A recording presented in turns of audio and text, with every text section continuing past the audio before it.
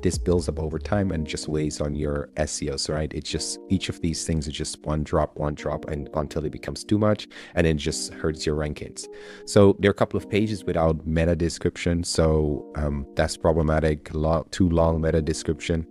So if we look at the site if we visualize the site and how it's internally linked, we can see a lot of links are going to the homepage, or I think actually going away from the homepage. So you're sending away a lot of authority from your homepage to all these other pages, which weakens your homepage or the importance of your homepage. And we'll get to that in a bit, but it just means that you're wasting your homepage, sending all of this like link juice, such as power to all of these other pages. And then once they land on these pages, these other pages don't really link to anything.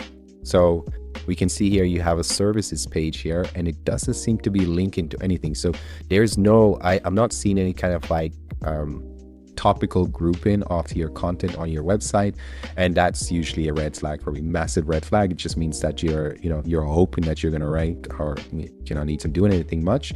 So you really want to see like different like topical clusters here supported by your blog content, right? And you need better internal linking. This is something that is overlooked a lot by a lot of folks, but trust me, if you do your content right, you do your internal linking correct, and your website is taken care of, because sometimes you don't even need backlinks to rank if those things are taken care of. So yeah, this is what I can see just from like having an outside look at the website. Now we're gonna have a look at what visually of what's going on in the website in terms of content and whatnot.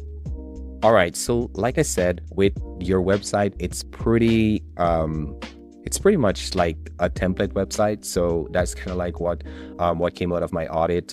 It looks like a template site. There hasn't been much done to it, just a bit of like content added to it. So yeah, I took some notes, but yeah, it's basically looks like a template site, and I'll show you exactly why. Just a lack of content, poor URL structures. It looks like URLs that were there when you bought the template, or whoever built the website for you built a template, and they typically just don't edit the URLs because there might not be. They're probably not SEOs, right? So designers are not developers, and developers are not SEOs. So you really need like people who are going to do that properly. Now that's your side, right? It's the template side. And your competitors probably have better websites, especially if you're a roofing company. One job, right, in terms of like the revenue, I don't know about your margins, but in terms of like the revenue that it brings in, one job should be able to cover your SEO like for a year. So there are companies out there that are spending like 1-2 jobs, maybe 3 jobs on their SEO, because they're getting like a ton of leads, a ton of jobs. And like once you start tracking and you do the numbers, you see how profitable it is to actually like invest in the marketing, the local branding of your company, because that's what SEO is, right?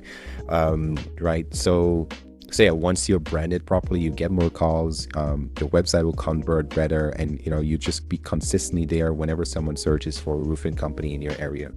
So if I'm looking at the site, like I said, in your URLs here, there are URLs where I found like V2, V3, and then like think if we head back here, you can clearly see even in the URLs here on categorize is index contact to. This happens when there are like 2 contact pages, or I used to have like developers about to where they build on the actual website, but you really don't want to build on a live website. You want to create a staging environment, build it out, edit whatever you want to edit there, and then publish it once it's done.